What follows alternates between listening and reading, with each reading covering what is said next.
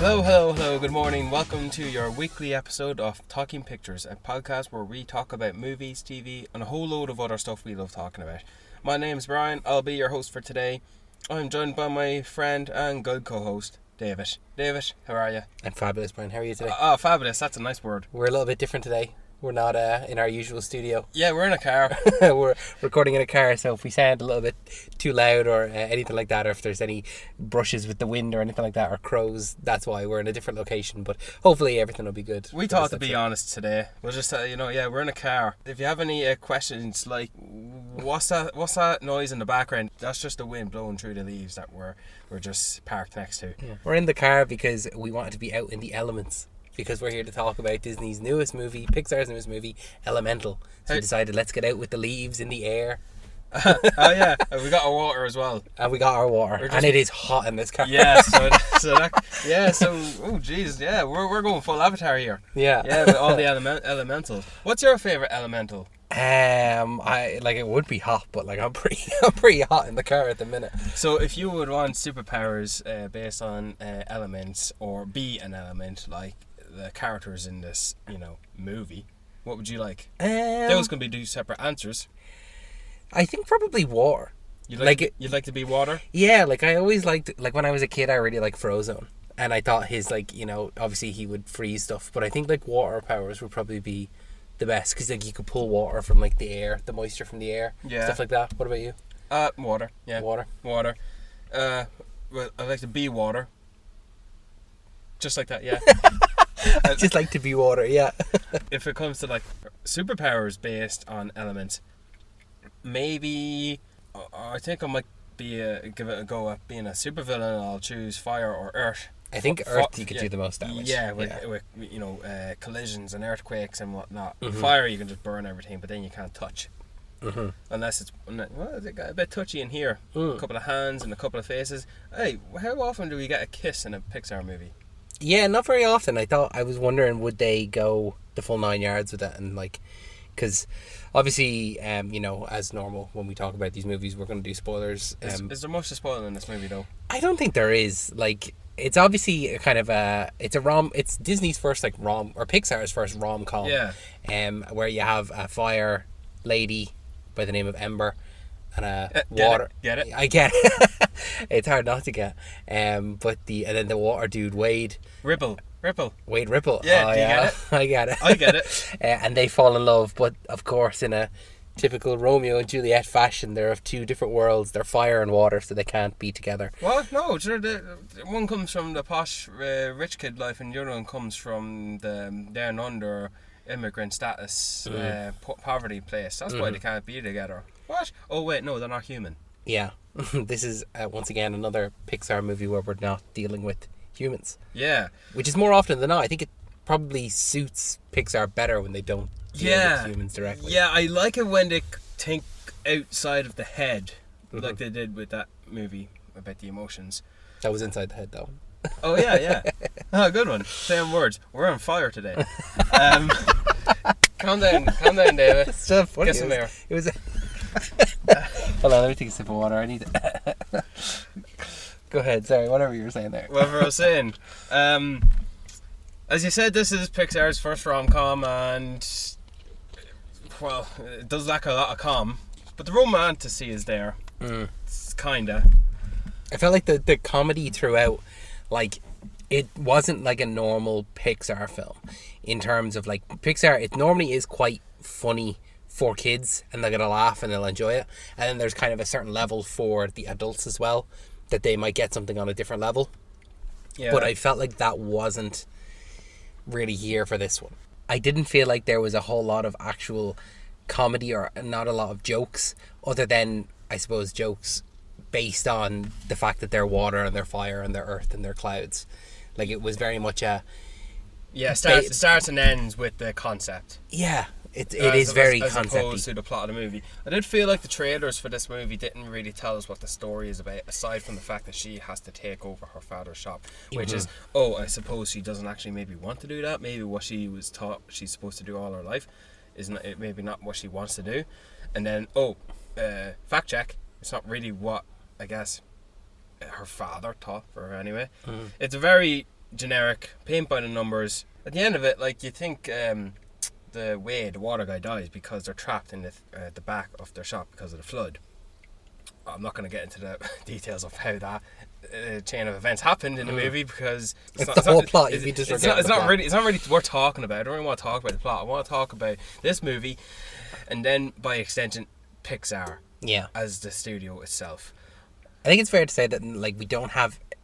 There's nothing specifically that we wanted to drill down on in positive or negative. I think it's very average. It's very basic. And as I was saying, when if she leaves, she drowns. I like the words they used. They had pay a screenwriter to find out. He evaporates if she'll extinguish. Extinguish. That's nice to pluck that big word into describing the ideology and culture of this concept in that of a movie. But even when you're supposed to think he dies, like, I would have felt this if this wasn't like a second draft of a movie. The script was very much a second draft, and there was a lot of small details in this movie I just didn't really like. I know I'm sounding negative, but like, it's just, this is what prevented it from me in placing this in its, well, it should be a rightful position of a great classic Pixar movie. Because every time Ember is talking to her father and he's calling her a good daughter like she's a dog or something, and he said, wait until I can trust you, then you can take over the shop. And she has to control her temper with the customers, because I guess it's sort of based on America and American retailership and customers and consumerism. The whole customer is right. It's like, that's a load of bullshit. And I do feel like Ireland's sort of becoming that, because people are assholes. I was able to relate to her in that situation. Yeah. She was getting annoyed at a customer who just could not understand the basic concepts of how the world works, and you're like, I relate to that. Yeah. I know how that feels. But even with the romantic relationship between the two, it's like, even how they meet, like, I like the idea of how it's upon accidental, which causes the plot of the movie, but he seems like a bit of a, him being a whole crybaby the whole movie sort of plays into it, reviving, but he's like, oh, I'm sorry, but I have to do this. He just feels like a bit of a weasel at first, a character you don't really like, and then she's chasing him down, and all of a sudden he realises, out of earshot, that, no, please, this is my father's shop, he's worked so hard for this, and like, he's gonna think I'm a failure, and like, oh, why didn't you say so? It's like, did you not, like, maybe put one and one together? Like, do you not understand? Like, it's just very, very unrevised. It felt like the way that we meet at the very beginning in that scene where he has to write the tickets and he has to go to City Hall, that's one version of the character, and then he's no longer, that character is no longer present, and we're introduced to a completely different version of him. It's like they just needed some way for the plot to get going. They did a lot of telling on how their relationship builds, as opposed to showing it. So like, we saw she took a little bit of a liking to him when she saw him struggle putting the sandbags over the gate to prevent the flood, and he's sort of morphing into a deformed humanoid figure due to the water, and that sort of brought maybe a bit of traction to her. Yeah, you definitely do see it all from her perspective. Yeah. And I can understand that, because she is the main character, she is the protagonist, and so we kind of see her fall for this guy, but we never see that from his side, really. It's all of a sudden, oh, hey, what are you doing tomorrow? Do you want to go on a date, essentially? An instant attraction. He instantly just likes her. Yeah. But there's no build up at all. Yeah, like I suppose with getting, you have passes to the game, which, why we ain't cheering on the Cloud basketball player to like, we love you, and I think I don't care. I really don't care, and that's, well, why does she care all of a sudden? I think that what they tried to do was have like all the water be quite emotional and in touch with their feelings, and fire not, and obviously that's throughout the film. Yeah, that, it does play, because she never cries, and then all of a sudden he made her cry. Yeah, but it was like, yeah, like maybe that was it. That because he's so in touch with his emotions, he knows straight away that he likes her. But it just seemed like you said there. I think that this was maybe a second draft. It feels like this is the second draft of the script, and it just needed another going over by someone else. Yeah, like at one point he says, like, I love you, and I think you love me too. I don't feel like he's earned the screen time we needed to see of him to tell her that for us. Yeah. And not think, is there a bit of emotional manipulation going on here, maybe? Yeah, the love line. When he first said it, I was like, oh, okay, we're going really deep into it straight away. Yeah. Like, there's no, like, I want to... No pulling punches. Yeah, especially for a kids movie. I think maybe that's why it was so surprised, is that, I know that we say, like, animation isn't for kids, but it's like Pixar movies are for kids. Pixar movies are for kids, but they're family movies. They're family movies. Yeah, But I could not imagine sitting down to watch this as a kid and liking it as much as some of the other movies that Pixar has put out. Sometimes concept just gets a bit ahead of the plot. Yeah, it gets in a way, and that kind of like nearly led some like plot holes to me. Like I was more questioning it than I was enjoying it. Like, why are there water people but not all water is people? Why is there also like, what differentiates you as a water person versus just like a puddle of water, or similar to fire, or like that there was just random trees but then like tree people? Like it was I didn't notice any trees, but I get what you're saying. It just felt like the ocean, essentially. Yeah, there's an ocean. Well, I don't know. I think that's just it. I can't see beyond the Element City, which let's just call it New York. What's the rest of the world? Mm-hmm. What is the rest of? Is it just a whole bunch of other element cities and a whole bunch of other isolated lands based on the element you are? I think like that's Fireland and Waterland and whatnot. I think that's the case of it. But like, essentially, Waterland would just be the sea, wouldn't it? Yeah, I don't know. I really don't know. Like, it was very clearly like that this was the first of its kind, because there was, at the very start, we saw the murals of like, oh, the water people settled here, and then along came the earth people, and then the wind people, and they set up the city based around those three elements. Yeah. And then when fire came along, they never incorporated fire. Yeah. And it's very clearly like, I don't think you couldn't come away from this realizing, oh, this is a story about immigration and racism and stuff like that. Yeah, it's like the fire people are kindred to South American or maybe Asian. Yeah, I think that the director was Korean, and it's about his moving from Korea to America. Yeah. But like, you have it like I mean, I feel like almost every director has their own story in it. Like the director of Onward, him and his brother are based on his passing of their father. Mm-hmm. That's that there. It's all going to stem from somewhere. Yeah. And then, like, as well as that, every nationality has faced prejudice in a way. Yeah. Like with with Koreans coming over to America, even Irish going to America as well. I think they had a couple of puns about them being Firish, like "kiss me, I'm Firish." Do you know, puns and stuff like that in it. And then so waiting for Irish representation in the Pixar. Maybe that was it, because they're all redheads. All the fire people are redheads. But they have I'm sorry. If I respect you, I'm not gonna go bow down onto the ground to you. Mm-hmm. Which it was only. I don't know what culture that's from. Yeah, only spoken like twice. Overall, this movie really just needed a couple of more drafts. Mm-hmm. And yeah, the director. This is his second directorial Pixar movie. His first one was The Good Dinosaur, and that was him brought into to salvage what he could. And that movie, The Good Dinosaur, was really revamped quickly to be quick. We need to make this movie so it can have its release date, and the entire cast was recast. Oh wow! And the story was more or less revamped. We still focus on a dinosaur boy and his pet human, so to speak. Look, I'll say it right now before we break halfway through. The Good Dinosaur holds something special in my heart. That is the one Pixar movie that actually made me teary.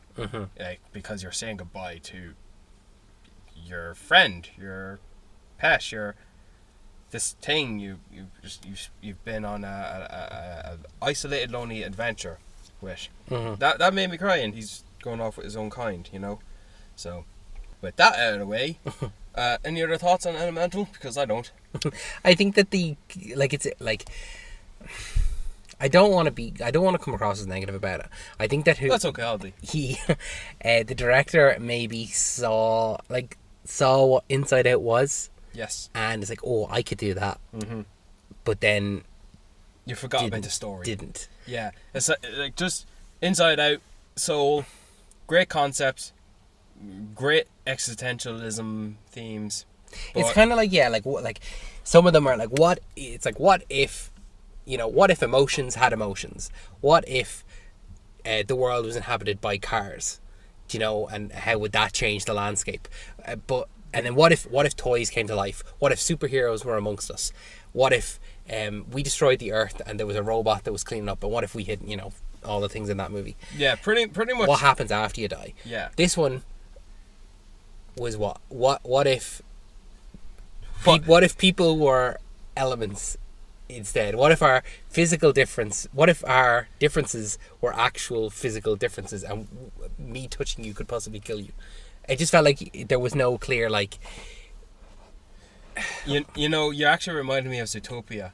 And for a movie that really a movie about talking animals who are anthropomorphic. That wasn't Pixar, that was Disney, wasn't it? Exactly. Yeah, okay. But the point I'm trying to make is, how many times have we seen movies with animals who can stand on two, have thumbs, and walk and talk like civilized society? But Zootopia added a whole layer of what we are as a culture and society in the global world, with predator and prey, and how that fits into racism and stereotypes. I think they've really fully committed to it, and this movie really lacked it. You're 100% right there with Zootopia. I think that maybe Elemental, I knew what it was trying to say, it just wasn't trying to say anything new, or wasn't trying to present anything except for, here's a different way to look at it. Yeah. Maybe that's why it's doing it. It's like, for kids, here's how it's easy for kids to understand it. Yeah. But I just felt like he's not saying anything new here. Yeah, kids are going to look at this and think, colours, shapes. Yeah, like, will they connect that with immigration, yeah, stereotypes and racism and all that? Yeah. No, they won't. This concludes this part of the episode in Elemental. I think it's time to take a break and move on to some flash facts. Laura, cue the music.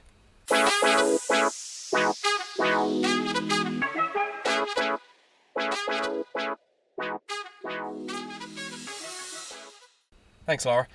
So, we're not just going to limit the flash facts to Elemental, we're going to extend them to the overall theme of Pixar. Yeah. David, I got some flash facts and I'll go first. Hit me with it. Elemental is the 27th Pixar movie to be released theatrically. Short movies not included. And it is the 13th original movie. When I mean original, it does not spawn any sequels, prequels, sidequels, continuations, or any other form of IP.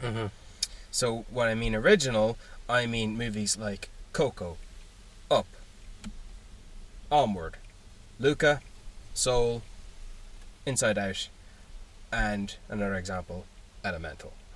However, next year, that number 13th will be reduced to 12, because Inside Out is getting a sequel. Oh, okay. Yeah. So it stands now to be the 13th original movie, but by next year it'll be the 12th. And if we get an announcement that, I don't know, The Incredibles 3 or A Bug's Life 2 will come out, well then that number is just going to go down again. Yeah. However, maybe not, because we also have Elio releasing next year first. So Perhaps it'll actually it'll go to 14 original movies, but then it'll decrease again to 13 with the release of Inside Out. So yeah, that's a list that I think maybe the only movie that will never ever get a sequel or prequel or whatever will be A Bug's Life. I don't know. Yeah, I like the fact that you said there's 27 of them. I would not have guessed 27. Yeah, 27 overall. Yeah, I think I'd struggle to maybe name all of them. I don't know though. A Bug's Life, like you just never know. I didn't think we'd get a sequel to Chicken Run, but yet Netflix is coming out with Chicken Run 2. Yes, but that's Netflix. Yeah, it's different studio, different thing. Like Mel Gibson and who was the other, Winona Ryder. She's not coming back. I don't know. Like I think that you could see A Bug's Life 2 somewhere down the line. Like I didn't think we'd see either the Chicken Run movie or even an Inside Out 2. I thought Inside Out was kind of one of those great movies, and it's not touched again. I always thought we would get a sequel at some point until they have a good idea, and I think they have an idea worth the wait. I hope so, because I don't like, with Toy Story. Toy Story has 1, 2, 3, 4, a fifth announced, and a Lightyear movie. I don't think that maybe we needed 4, so I really hope that they have a good idea for 5, because if I didn't feel like they needed to do 4, I really don't feel like they need to do 5. So I'll hold out hope. I do like Toy Story, but I don't think that we need 4 or 5. So I hope they have a good idea for it. Okay. Have you got any flashbacks? I do. I came prepared. So this Elemental. Don't forget we're doing facts about Elemental as well. This is the first Pixar film since the Cars franchise to not feature any humans. This film only has elements. So can you name as many Pixar movies that don't feature humans at all? I'll give you a hint. Cars 1, 2, 3. At all? No humans. At all? At all. You know what? You're actually right. Not because even though there might be humans in the background or humans might exist, well, Bug's Life don't really feature any humans either. No, it doesn't. But they exist, maybe. They would exist, but we don't see them. We don't see them at all. That is quite interesting. I was never a fan of Cars in the franchise. I always thought that was like what was the guy's name? He was the lead of Pixar before he was John Lasseter. That's him. No, not yes, John Lasseter. Yeah. And till he was removed because of allegations. I think they count Onward as one of those movies. So you should. Cars 1, 2, 3, Onward, and then Elemental. We're just going to keep discovering movies on the list by that point. So yeah, it's an interesting thing to commit to. It's like what else is not human that we can focus on? Stars, planets. I've got another flashback. Go for it.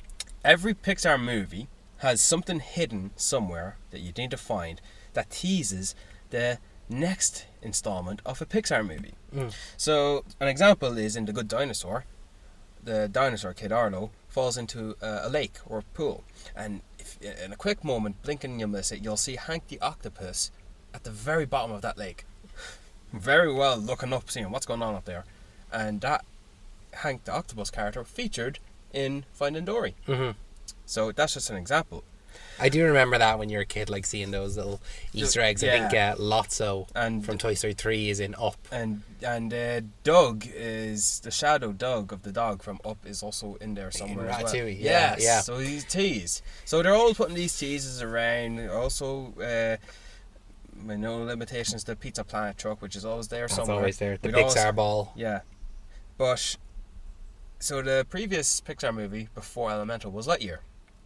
In the scene with the light beam cones that traps you. So there's a vending machine in there somewhere, I think, called Wade Water. Oh. Wade is the water guy in this movie. There you go. And it's their tease for this movie. Didn't have to wait a whole year to watch it, but sure. Oh well. I've got another flash fact. We have this one now. So this is the 6th Pixar film to have a female protagonist after Brave, Inside Out, Finding Dory, The Incredibles 2 and Turning Red. It is also the first original Pixar film where the female protagonist has a love interest. The first? Yeah. Wow. First original, yeah, because obviously The Incredibles 2 would have... Yeah, that's... She's married to Mr. Incredible. Fair enough, but that's different. Yeah, and like we were saying, like this is very much like a rom-com. It's very much the romance is a huge element to it. If not the main element, kind of. Could have done with a couple more revisions, but we've already gotten into that. Mm-hmm. I don't want to dwell so much, but that's an interesting fact. I like yeah, go women. Yeah. I got another flash fact. This is my last flash fact because I was ending on a high one, leaving wanting more. Yeah.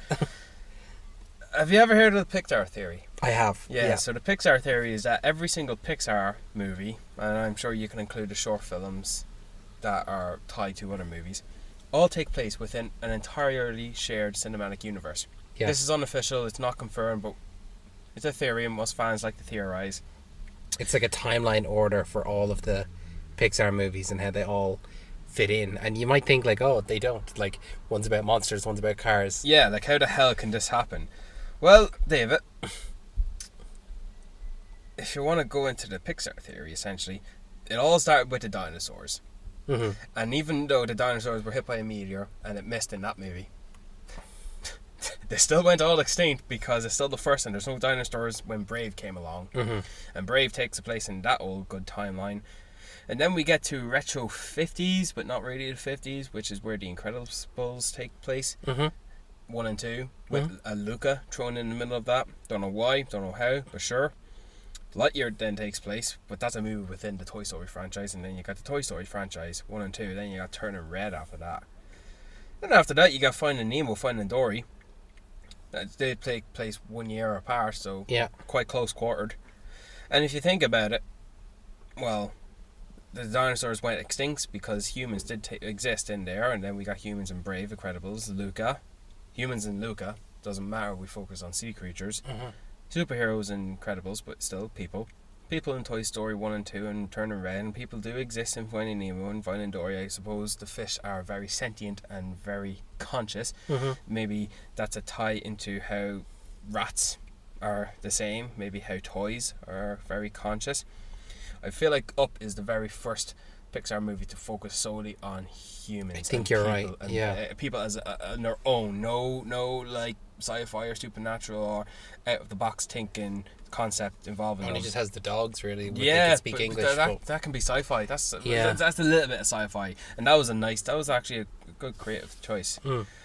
But yeah, after Up, we've got Inside Out, which is very normal. Coco, which could be conceived as, yeah, this is real, supernatural, the land of the dead is real, or this kid just be schizophrenic. And same with Soul, with dealing with heaven and hell and death itself. Where it goes really crazy and off the balls and the walls was Cars, but I suppose in the Pixar theory they suggest they are AI. Mm-hmm. They just look like cartoons with tongues and teeth and all that. And then we go back into a bit of realm of reality with WALL-E, where WALL-E sends people away and then they bring them back to Earth. And I suppose maybe A Bug's Life takes place within that time frame. Bug's Life can kind of fit anywhere because it's just insects. Yeah, and it's all taking place on like an anthill essentially, which is very small and inconsequential. Mm-hmm.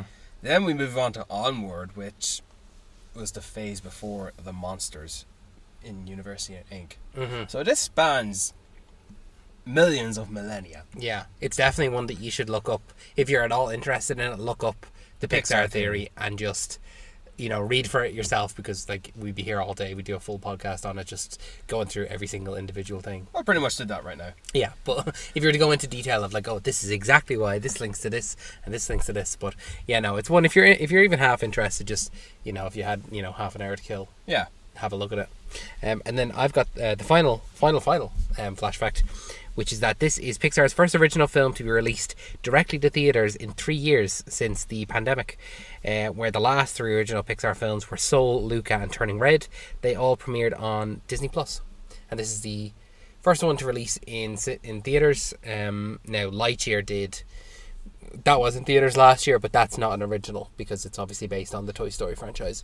But that's crazy that this is the first one now since the pandemic that hasn't been directly on streaming. Well, is it crazy? Because it's an original, the next movie, Elio, was an original, and I suppose they were in the phase. They love their phases of doing a whole bunch of sequels and then a whole bunch of originals. When did Turning Red come out? When was that? 2022. What? Do you remember the date? It was in March, and it was before Lightyear, and it was also Disney Plus. Yeah, I feel like that one could have been released. That Soul and Turning Red definitely should have been released theatrically. Mm-hmm. Yeah, Luca, that was definitely a worthy Disney Plus release. Mm-hmm. This concludes this segment of Flashbacks. Roll the cue there, Laura.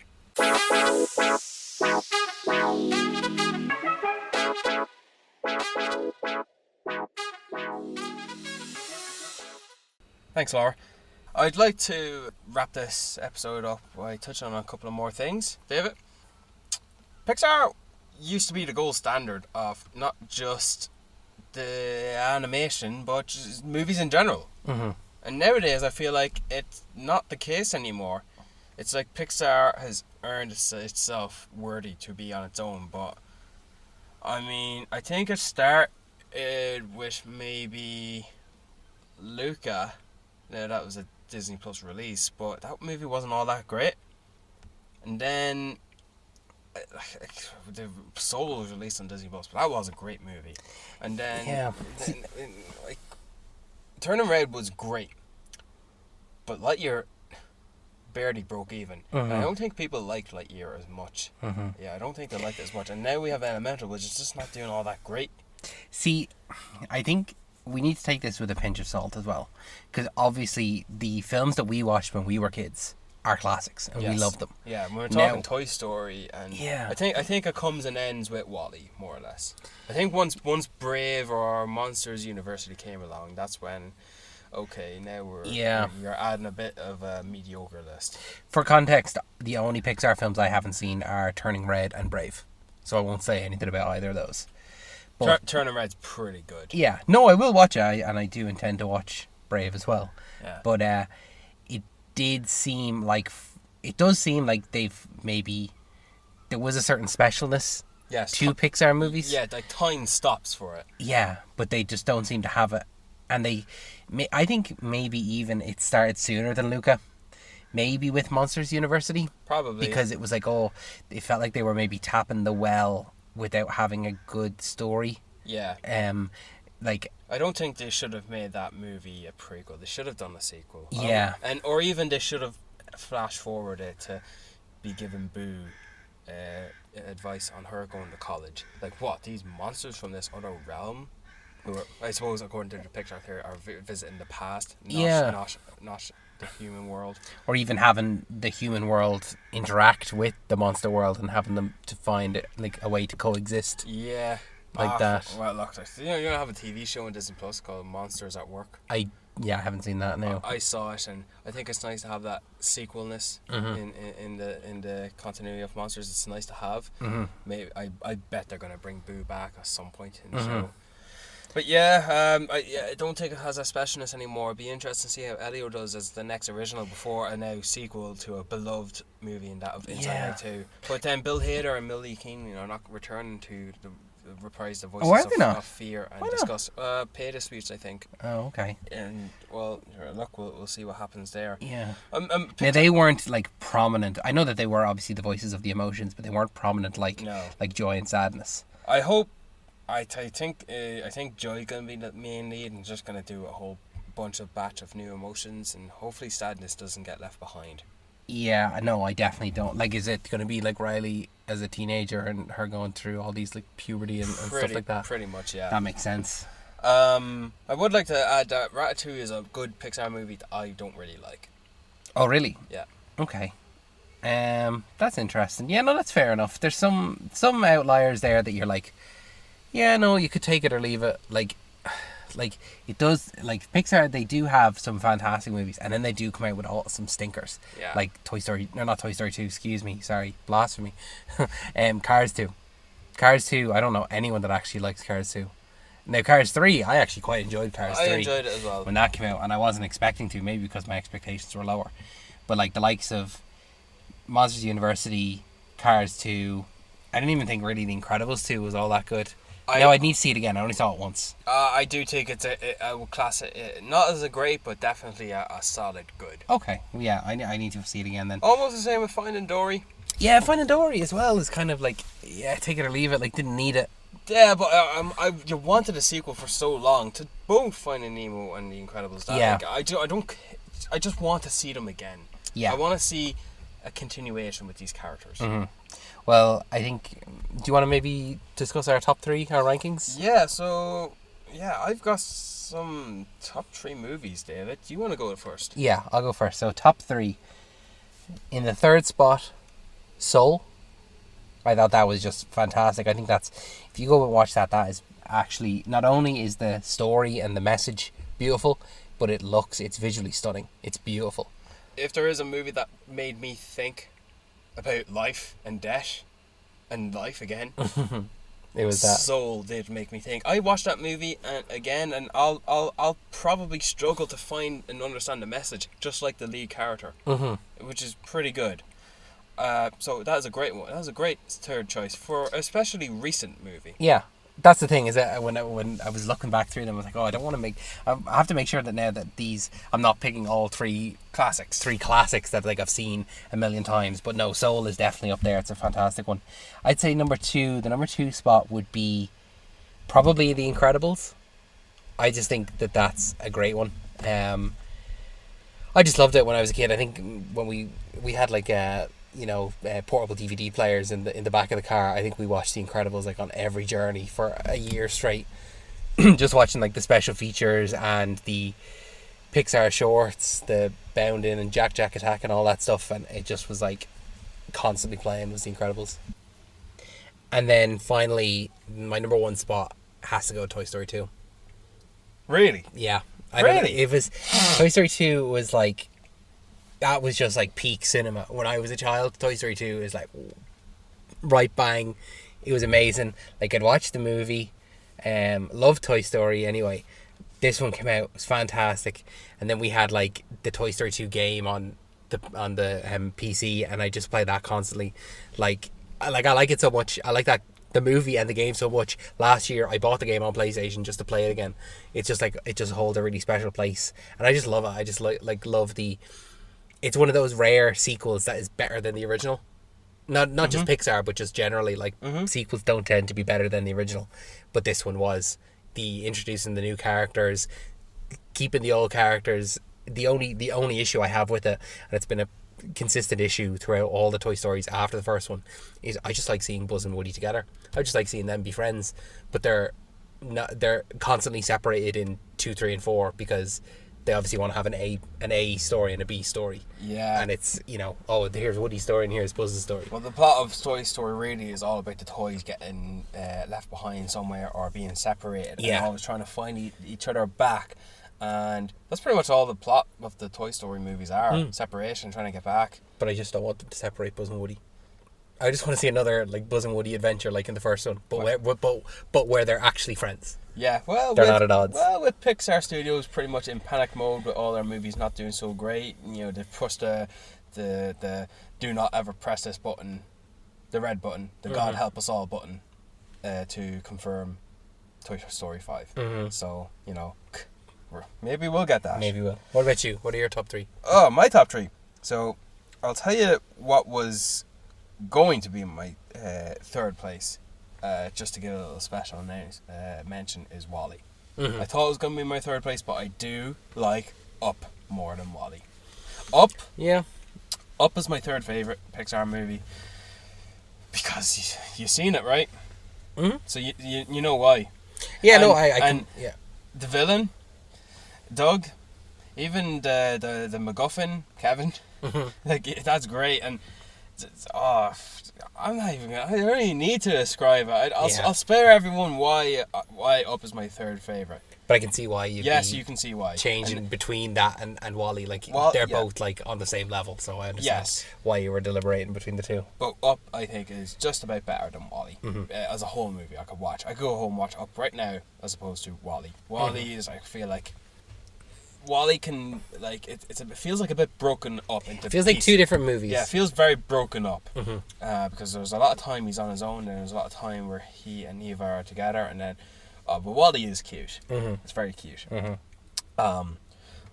But like you, David, my second favorite is The Incredibles. Nice one, excellent. A bit of similarities there. The Incredibles.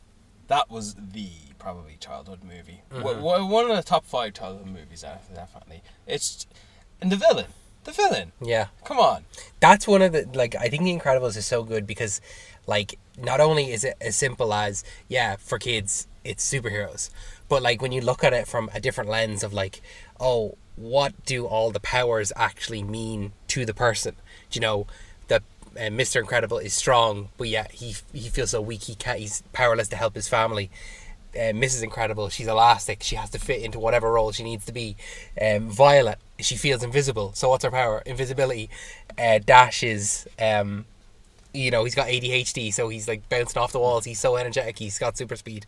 And then Jack is a kid, you know, you don't know exactly what to do with a kid or a baby, so he's got any amount of powers. It's so layered. And then the villain syndrome, that he's got that whole thing of, like, you know, when everyone's super, no one is. Yeah, and he's left out in the cold. That's a great line. It is. That's really villainous, isn't it? It's like, when everyone's super, no one is. It's great. Yeah, no, it's a great choice. That's why it's my number 2 as well. Yeah. Yeah, you just laid it why it's my great. number 2. It's fantastic. It is great. Of course, it's great. It's really incredible, and that's why I feel no ill will about the sequel, because I just like seeing the characters again. Plus, getting more time with Frozone.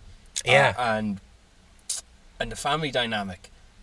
It's enough in itself. I'd want more of that. I want a third Incredibles movie. Oh yeah. And maybe this time I'd like it to feature them maybe as older this time around. I think some people wanted a time skip and then some people didn't. But I think that the core of what the first one made the first one so special meant that we needed it to be, you know, pretty much a minute after. Yeah. The a time skip would be justified because of the fact that we did get the 1 and then 2 minutes later 2. Yes. You know, like, that's what people wanted, because 1 is left on a cliffhanger, and then we got that. Oh my god! Satisfied. We existed in a time where the first Incredibles ended on a cliffhanger, just like that. I can't believe it, and we've gotten a sequel, dude. We lived in a time where we didn't have an Incredibles 2. We didn't know what happened afterwards, and now we do, and then we have it, and great. And the core concept really about the Incredibles, the superheroes having to remain in hiding. Yeah, I'm not going to go anymore. Of course, The Incredibles is like number 2 for me. But David, number 1 for me is Finding Nemo. Finding Nemo. I was expecting you to say Good Dinosaur, but Finding Nemo, that's a good choice too. Excellent choice. That's the emotional one as when we were kids. That's the movie that makes me love Albert Brooks as an actor. Anytime I see Albert Brooks, I'm just thinking Finding Nemo. Yeah. Anytime I hear his voice, especially in like Drive, I'm like, I'm not scared of you. You're Nemo's dad. Yeah. He's got such a distinctive voice, doesn't he?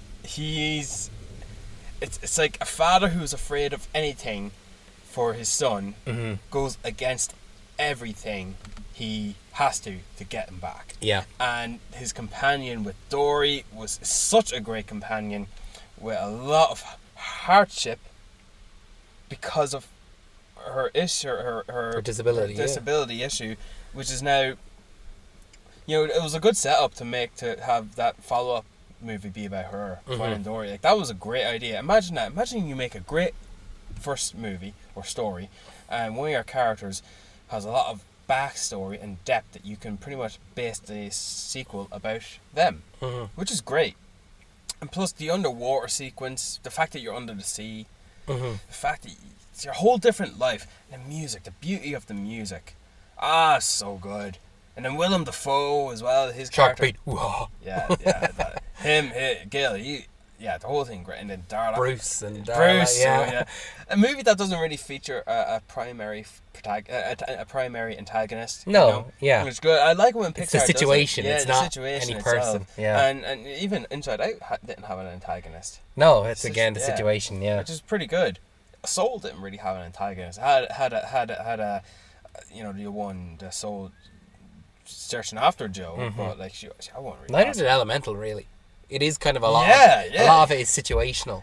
Yeah, so that's what makes some of these Pixar movies with villains to be great, because the villains are pretty much done well. Even the villain in Brave is well. Not seeing it, so I can't tell you. Well, I'll not get into it, but not one of the best, but like they're a villain. Well, that's my top 3 favorite Pixar movies. Any final thoughts on Pixar or Elemental? I think that, like we said, like it's fairly average. I don't think it'll go down as a classic. I think that it'll be like it's one that you'll stick on for the kids. Like Barely. to be honest, like it probably would be if this had come out on Disney Plus and maybe something else taking its place.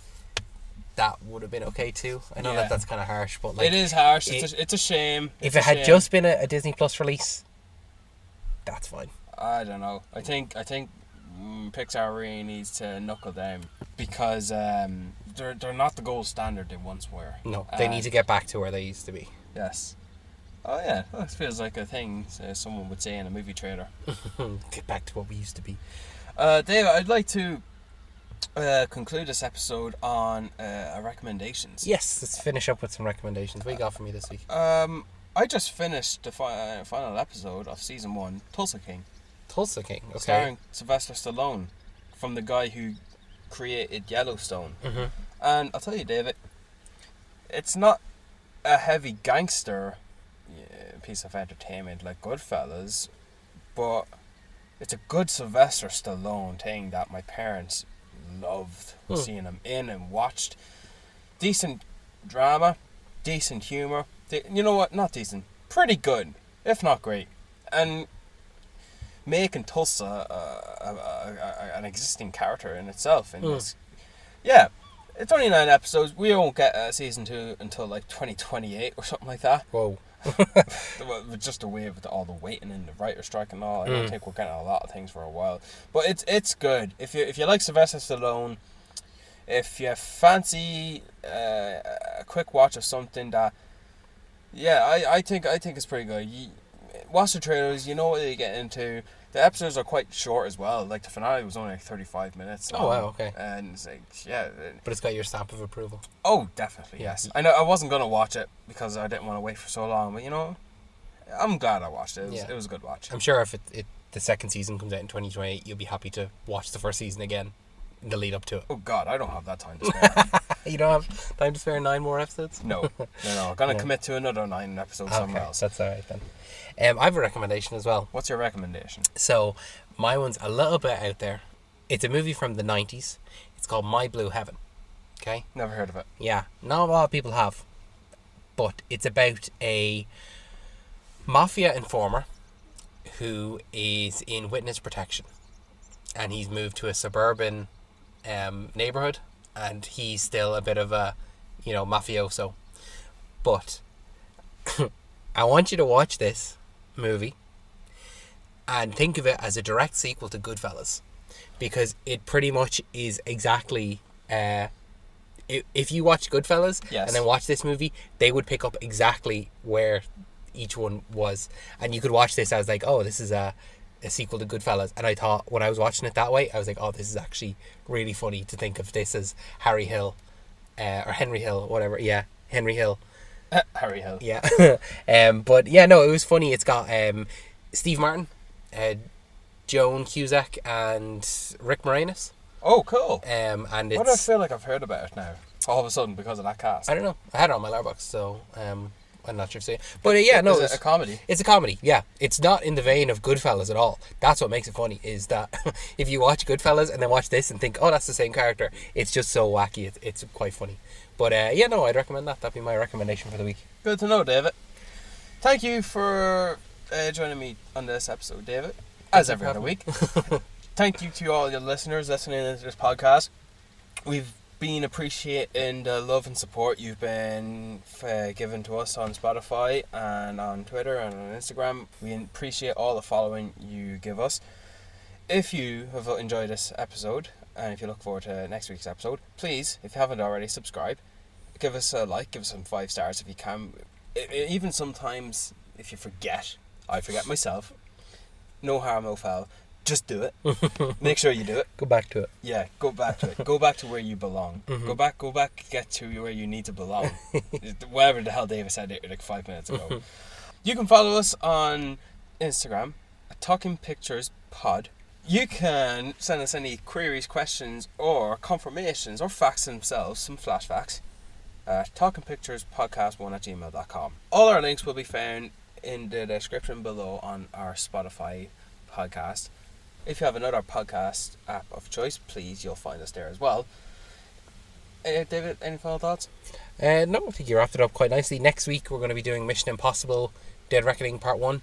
So make sure that you guys have either seen that or are prepared to, hear us spoil it. So Mission Impossible next week. The morning of the Wednesday. Yeah. Yeah. Every Wednesday, new episodes, and then we've loads coming out still. Like, I know that we keep saying it every time, but there's loads to come back. And make sure to listen to some of the older episodes. We've been talking about The Flash, Indiana Jones. We did a retrospective on the first 4, and then the newest one. Like next week we've Mission Impossible, and then Barbie and Oppenheimer, Blue Beetle, Marvels, loads still to come. Killers of the Flower Moon. There's so much. So make sure that you're, listen back to any of our other stuff and keep up to date with all the new stuff, because we've loads of episodes still to come. If you haven't already, follow us on Letterboxd. Yeah. Are you on Letterboxd? Yeah, the links will be down in the description below as well. Yeah. Toodaloo, David. Thanks, Brent.